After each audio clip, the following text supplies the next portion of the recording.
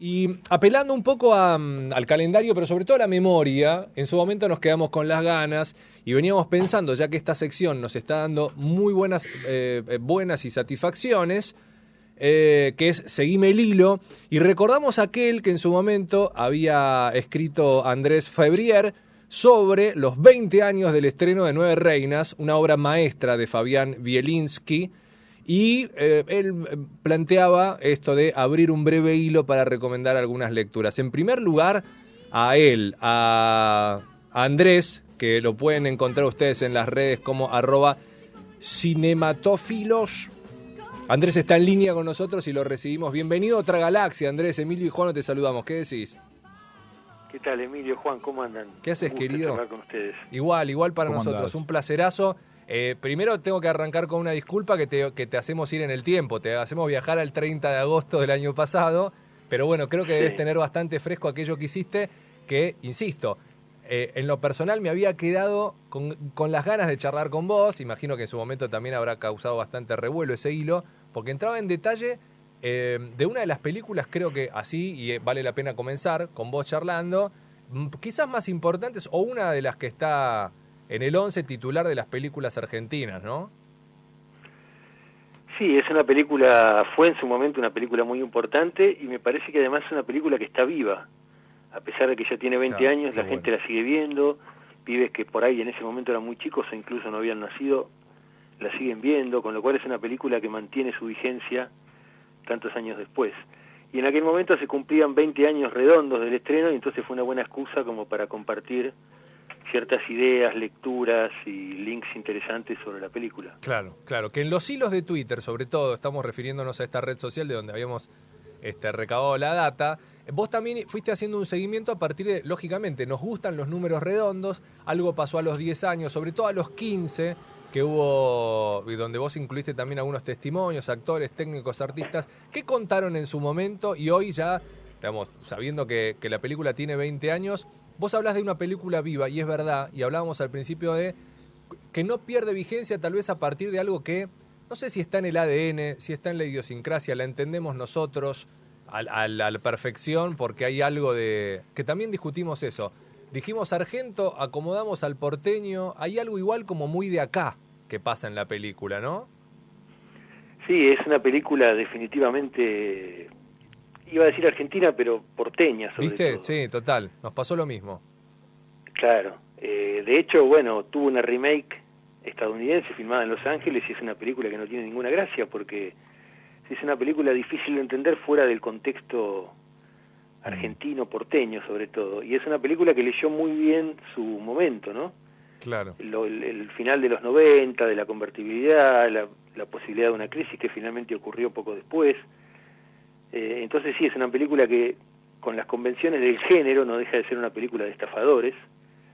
Sí. Supo leer muy bien y desperdigar por ahí comentarios sobre la Buenos Aires y la Argentina de ese momento, con estos personajes además tan, por un lado entrañables, por otro personajes fáciles de odiar. Digo, el personaje de Darín es un tipo muy guacho, muy porteño. Claro. Y en parte eso me parece que es lo que hace que la película sea tan vigente, además de que es una película narrativamente perfecta, digamos. Bielinski construyó una historia que es redonda por todos lados. Claro. Sí. ¿Crees que ahora con el diario, no del lunes, del recontra lunes, por ahí a España le hubiese caído mejor hacer su versión? Digo, en países, y me voy a España porque también justo fue medio bisagra y después de eso también Darín como que emprende, ¿no? Todo un camino internacional y muy ligado también a ese país. ¿Crees que tal vez en vez de Los Ángeles, y esa historia por ahí pasaba, teniendo sus cuestiones argentinas, que eso sí, por supuesto, no se pone en duda, por ahí hubiese sido un poquito mejor o se hubiese entendido un poco mejor? Mira, yo en 2015 hice una investigación sobre cómo se filmó Nueve Reinas y entrevisté a un montón de gente vinculada a la película, actores, técnicos, artistas, etcétera. Y recuerdo que uno de los entrevistados, quien se encargó de la mezcla de sonido de la película, me dijo: esta película solo se podría hacer en Buenos Aires o en el sur de Italia, particularmente en Nápoles, Mira. que comparten cierta idiosincrasia, cierta forma de ser, digamos. Claro. Y creo que es bastante cierto eso. Yo no sé si en España se podría haber hecho esta película, Sí. ni en Madrid ni en Barcelona, digamos, o en alguna otra ciudad grande española. Quizás sí, no digo que no, pero lo veo más difícil, lo veo más No, por pero ahí es en verdad lo que el sur de decís. Yo Italia, en no Nápoles. la pensé en Italia, me fui a España directamente, tal vez por ligar laburos de Darín allí, pero es Claro, verdad lo sí, que decís, da mucho más con Italia que por ahí con España. claro, sí, bueno, de hecho para Ricardo Darín fue una película importante porque, digamos, marcó como el comienzo de una segunda etapa de su carrera, junto con las películas que había empezado a hacer con Campanella, y efectivamente fue como un despegue internacional en España y en toda América Latina. Pero yo la veo más como una posibilidad, digamos, una versión italiana más que española. Pero de todos modos lo veo difícil, es una película muy argentina, muy porteña, Sí, sí. en la forma de hablar, en la ciudad, en cómo retrata ese momento, ¿no? Con ciertos diálogos que ya se hicieron famosos, digo, Darín diciendo, este país se va a la mierda cuando ve que un chocolate estaba fabricado en Grecia. Claro. Claro. Ese tipo de cosas son Sí, muy sí. porteñas y me parece que son muy difíciles de trasladar a otras culturas, a otros países. Sí, sí, sí. Esta también lectura de lo que no faltan determinados personajes, sino que lo que faltan son inversionistas. Ha quedado cosas muy grabadas, la idea también de cómo viene la estafa, de que nosotros reconocemos, viste Andrés, que pasa algo, incluso cuando vemos series, películas o lo que sea, le encontramos el lado o un cariño particular a ese, ¿no? Que estafa o que tiene la vida de esa manera, pero es verdad, es muy fácil de odiar, sobre todo para el vínculo que tiene con el coprotagonista, pero lo que estoy pensando es que evidentemente ha sido extraordinario la mano de Bielinski, también lo recordás en El Hilo, en 2016 ya Fabián, con Fabián muerto, digo, empieza a aparecer una figura que sobresale, y yo no sé si has tenido vos la suerte de charlar con él, o del análisis en profundidad, en contarlo a partir de cuánto de su ojo y de su mano hubo para que la película sea lo que fue. No, yo no tuve la suerte de conocerlo a Fabián, pero la película es 100% suya. Claro. Él trabajó el guión durante mucho tiempo, él hizo toda la investigación buscando casos reales de estafas, tomando ejemplos de otras películas, sobre todo películas estadounidenses, donde él tomó ejemplos y de alguna manera los trabajó y los adaptó, digamos, no los robó, los tomó, los trabajó y los adaptó a una cosa muy argentina. Uh-huh. Y además es una película narrativamente perfecta. Yo no sé si hay muchas películas que te den tanto placer en una segunda visión como Nueve Reinas, porque una vez que vos ya sabés cómo termina, vas descubriendo como los pequeños indicios que Fabián dejó por ahí y que decís, claro, ¿cómo no me di cuenta? Pero estaba ahí, vos no lo viste, como dice un personaje, en un momento el personaje de Darín. Están ahí, pero no los ves. Y los indicios de cómo iba a terminar la historia estaban ahí, pero vos en una primera visión no lo supiste ver, y en una segunda o tercera incluso redescubrís esos detalles, y es una película muy placentera para ver más de una vez. Eso no pasa mucho. Totalmente. Y todo además, eso es trabajo de Fabián, que de hecho tuvo muchos problemas con la película, le costó mucho conseguir financiamiento, nadie se la quería producir. Y finalmente ganó un concurso de guión que se organizó en aquel momento y la película se hizo, pero con muy poca expectativa, con un presupuesto bastante reducido. Sin y duda. fue un gran éxito en su momento y lo sigue siendo hoy, pero fue una cosa como que nadie vio venir, ¿no? Salvo Fabián, que tenía mucha fe en lo que estaba haciendo. Sí, No. sí, sin duda. Además también lo que tiene, lo bueno que tiene es, si bien hay un montón de películas obviamente filmadas en los lugares donde uno por ahí puede pasar habitualmente y genera ahí con un vínculo, ¿no? Con ese, cuando lo ve en la pantalla grande, caminando por el microcentro, el que estuvo por ahí, el que caminó toda esa zona y demás, por trabajo, por lo que sea, se da cuenta, y sobre todo después de la película también, uno va encontrando o piensa que encuentra a esos personajes. Está muy, digamos, yo he visto sacar sigilosamente en el cruce de, qué sé yo, del semáforo de Corrientes y Florida, cuando cruzaban en manada miles de personas, gente sacando del bolsillo sigilosamente una billetera o algo, las famosas mecheras en los comercios. Digo, está todo ese mundillo en el microcentro. Entonces uno también lo ve, digamos, lo ve en la pantalla grande, pero también después lo ve reflejado muchas veces en el día a día. Totalmente. Fabián tenía claro que quería hacer una película de a pie, digamos, o sea, que los personajes, que toda la historia transcurriera en una parte de la ciudad que se pudiera recorrer caminando. Porque quería eso, esa inmediatez de la calle, del movimiento, y de hecho muchas de las escenas se filmaron prácticamente con una cámara oculta. Ponían la cámara en una camioneta, mandaban a Ricardo Darín y a Gastón Pauls a actuar, mezclados con la gente que pasaba. Claro, claro.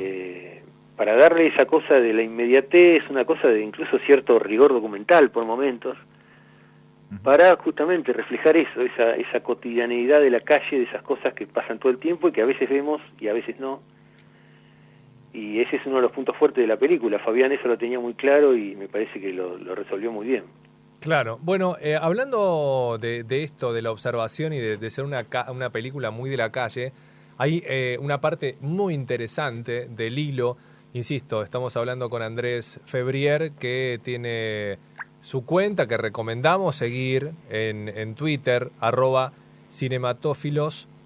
Y en este caso, una de las, para mí, ¿no? de las partes que más me cautivó, fue un recorrido que, o como un mapa, para ser más preciso, interactivo de Buenos Aires con las principales locaciones de la película. Y a mí me da la sensación, Andrés, vos que estás en tema incluso, que esto tranquilamente, bueno, tiene muchas características y muchos puntos a tocar que lo hacen posible, pero es interesante, yo no sé, imagino que sí, alguna agencia de turismo o alguno habrá emprendido esta manera de venta de City Tours, pero me parece alucinante porque incluso te puede romper una rutina que no sabes qué hacer el fin de semana y hago la recorrida por los puntos de Nueve Reinas y de repente puedes generar otra cosa distinta. Esto es posible, hay un mapa. Sí, armé un mapa en Google Maps. Qué bueno. Donde están 16 de las principales locaciones de la película y efectivamente, salvo 2, te diría que el resto las podés caminar en un día, en una tarde.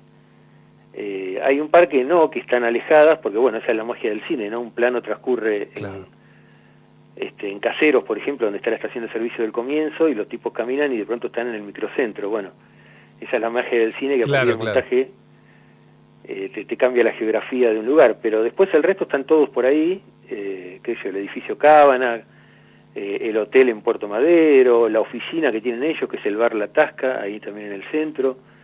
Así que sí, todo se puede recorrer. Algunos lugares han cambiado, obviamente, pasaron 20 años, pero sí, Fabián tenía claro eso, digamos, y aprovechó muy bien Buenos Aires como locación para esta historia. Claro, total. Pienso también acerca de tu conocimiento, Andrés, si esta película, quizás yo desconozco de la materia algunos detalles y grandes obras maestras que han marcado probablemente hitos en la cinematografía local, pero Nueve Reinas a mí me da la sensación de que ha sido una producción importante, de muy buena calidad, pero también lo que tuvo fue como masividad, ¿no? Llegó a todos lados y tal vez eso es lo que la haga todavía más rupturista para el momento. ¿Será un poco así? Sí, fue un caso raro Nueve Reinas, porque en primer lugar la dirigió Fabián, que en ese momento tenía 40 años, que tenía una larga trayectoria como asistente de dirección, director de publicidad. Era un tipo muy experimentado de lo técnico, pero su primera película recién la pudo hacer a los 40 años. Y fue una película que un poco reunió todo, porque en ese momento, pensemos cine argentino, fines de los 90, el cine argentino venía de una crisis muy grande, sobre todo a principios de los 90. Las películas exitosas en general eran Esa maldita costilla con Susana Jiménez, alguna comedia con Franchella. Eran películas que eran exitosas para el público, pero que la crítica en general no elogiaba. Sí, claro, no la acompañaba, total.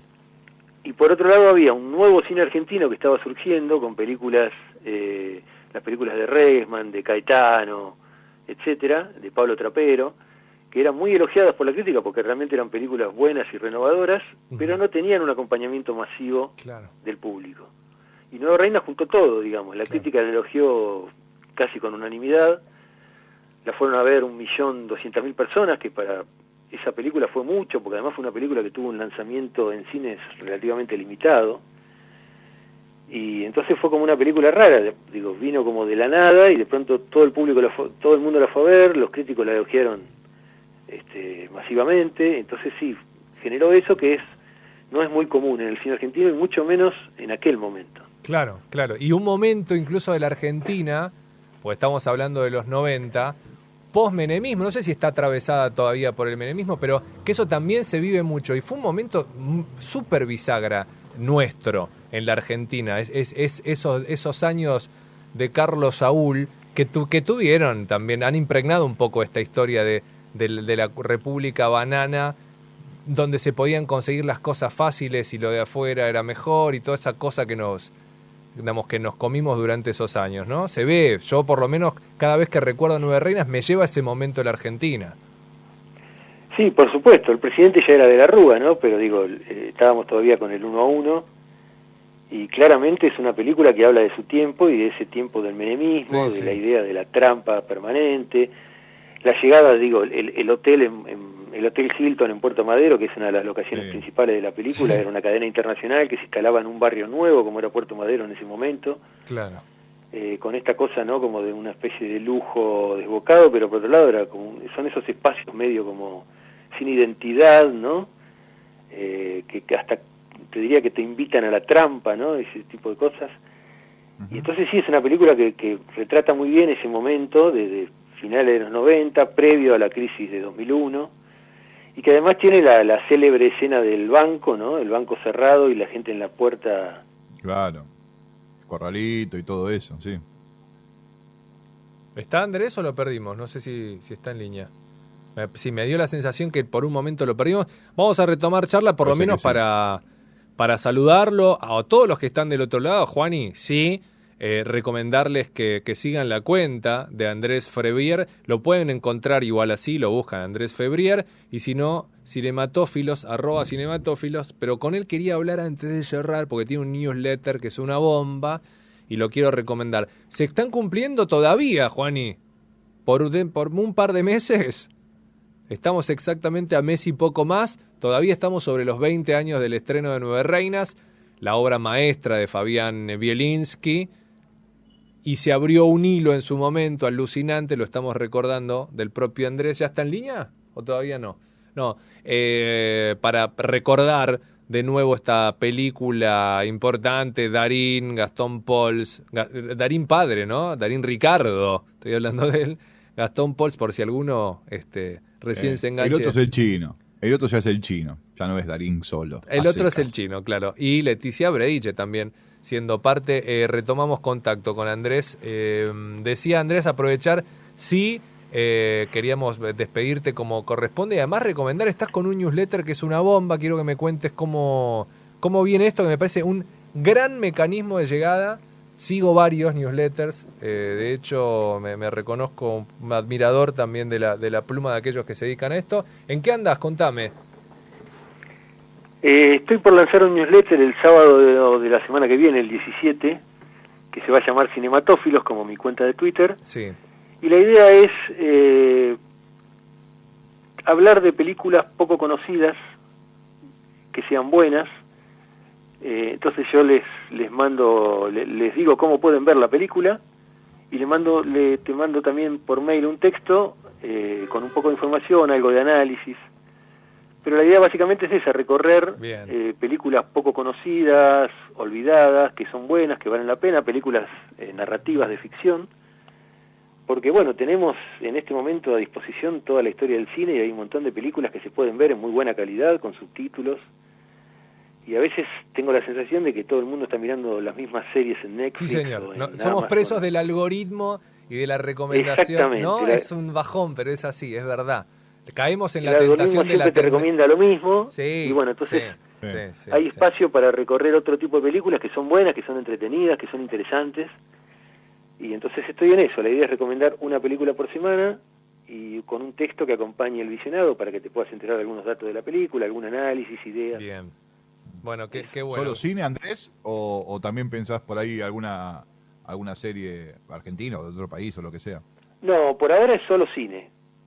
Bien. Más adelante veré, pero la idea por ahora es películas de ficción de todo el mundo, no solo estadounidenses, digo, películas europeas, argentinas, qué sé yo.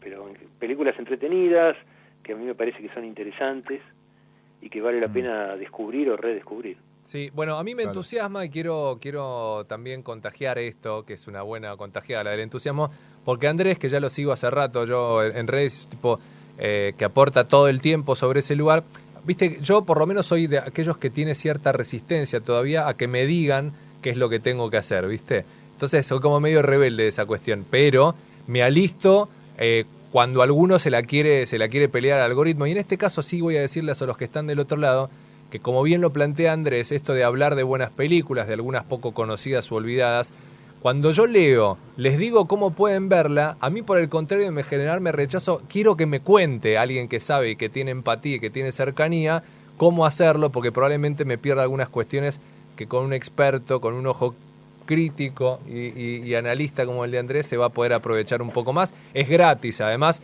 ¿El 17 de julio salís a la cancha entonces con esto? Sí, es la primera edición.